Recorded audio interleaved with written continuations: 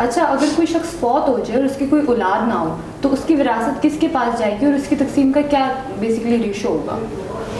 इसमें ये सबसे पहले देखा जाएगा कि जो बंदा जिसकी वफ़ात हुई है उससे कोई भाई या बहन है। अगर तो भाई बहन हैं तो जो उनकी प्रॉपर्टी है वो उनको और उनके प्रोवाइडेड अगर उनके वालिद साहब भी ज़िंदा हैं या वालिदा ज़िंदा हैं तो ये जाता है पेरेंट्स और बहन भाइयों में। अब दूसरा ये देखा जाएगा कि अगर भाई नहीं है लेकिन उनका कोई बेटा है तो वो भाई के बेटे को चला जाएगा, और अगर कोई आसपास है ही नहीं तो वो स्टेट को चला जाता है और वो स्टेट यूज़ करती है फलाई चीज़ों में। अच्छा, अगर एक बाप जो है ना अपनी जायदाद एक ही बेटे के नाम करा दे तो बाकी बहन भाई क्या उससे वो हिस्सा मांग सकते हैं, ले सकते हैं? ये एक सवाल है जो हमारे पास यूजुअली आता भी है और इसमें एक मेजर कन्फ्यूजन है।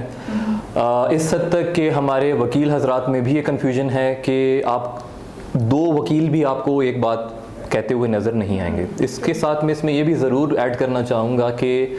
एक टर्म है that law is forever changing. तो जो आज लॉ है शायद वो कल को आने वाले 1 साल या 2 साल में चेंज हो जाए या रिसेंटली भी चेंज हो रहे होते हैं। तो लॉज आर फॉरएवर चेंजिंग, नई नई डिस्क्रिप्शंस आ रही होती हैं, नई नई जजमेंट्स आ रही होती हैं। लेकिन अगर हम जो सेट फार्मूलाज चल रहे हैं जो अभी तक के लॉ हैं जो कि काफ़ी वेल इस्टेब्लिश लॉज हैं उनकी नज़र में अगर हम इस चीज़ को देख के चलें तो ये है कि अगर तो एक बंदा है जो अपनी प्रॉपर्टी किसी और को दे देता है अपनी जीते जी, अपनी सही ज़हनी कैफियत में, अपने जीते जी अपनी मर्ज़ी से बग़ैर किसी प्रेशर के किसी भी बंदे को अपनी 100% प्रॉपर्टी भी दे देता तो वो 100% लीगल है और उस पर कोई तीसरा बंदा क्वेश्चन नहीं कर सकता। और यूजुअली इसमें आपको एग्जांपल भी देता हूँ कि अगर आपका एक घर है जो कि लेट से 4 करोड़ का और वो आप 4 रुपये का भी किसी को बेच देते हैं तो आप जब ट्रांसफ़र कर रहे हैं कोई कानून कोई चीज़ आपसे ये कभी भी नहीं पूछ सकती कि भाई 4 करोड़ का घर आप 4 रुपये में किस लिए बेच रहे हैं। तो ये आपकी मर्ज़ी है, आपकी चीज़ है, आप जिस मर्ज़ी को दें, चाहे आप अपनी सगी औलाद को दें, औलाद में से किसी एक को दें या आप किसी बाहर के बंदे को दें। आप 100% भी दे सकते हैं, आपने जितनी देनी है दे सकते हैं, लेकिन शर्त यह है कि आपने जीते जी सही ज़हनी तवाज़ुन में बग़ैर किसी प्रेशर के। इसमें दूसरा एक ये आता है कि कुछ लोग अपनी विल में वसीयत में लिख देते हैं कि जी मैंने अपनी सारी प्रॉपर्टी फ़लाने को दी या मैंने अपनी प्रॉपर्टी का इतना हिस्सा अपने फ़लाने बेटे को दिया और बकाया फ़लाने को दिया। इसमें फिर ये देखा जाता है कि विल के जो विरासत के कानून हैं इसमें थोड़ी बहुत अमेंडमेंट्स हैं और विरासत का एक ये रूल है कि जो उसमें लिखा जाता है वो गिफ्ट में आता है।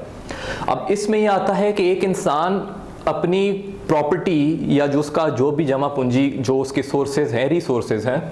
उसका 1/3 से ज़्यादा नहीं दे सकता, किसी को गिफ्ट नहीं कर सकता। अपनी वसीयत में भी किसी एक बच्चे के नाम पे 1/3 से ज़्यादा नहीं दे सकता किसी को भी। अगर वो देता है तो डेफिनेटली जो बाकी अगर उसका कोई सगा भाई या कोई बहन है तो वो उस पर डेफिनेटली क्लेम कर सकते हैं। इस हद तक कि बताना चाहूँगा कि विरासत में अगर एक बंदा है तो उसकी बीवी का भी 1/8 हिस्सा होता है, 8वां हिस्सा उस बंदे की बेगम का भी होता है। इस तरह की सिचुएशन में जबकि 1/3 से ज़्यादा आपने प्रॉपर्टी जो है किसी एक पर्टिकुलर बेटे के नाम कर दी तो अल्टीमेटली जो माँ है उस लड़के की जो कि फोत हो चुके हैं साहब, उनकी बेगम जो हैं वो भी जाके कानून का सहारा ले सकती हैं कि ये गैर कानूनी है क्योंकि विरासत में 1/3 से ज़्यादा हिस्सा आप अपनी मर्जी से किसी एक बंदे को नहीं दे सकते।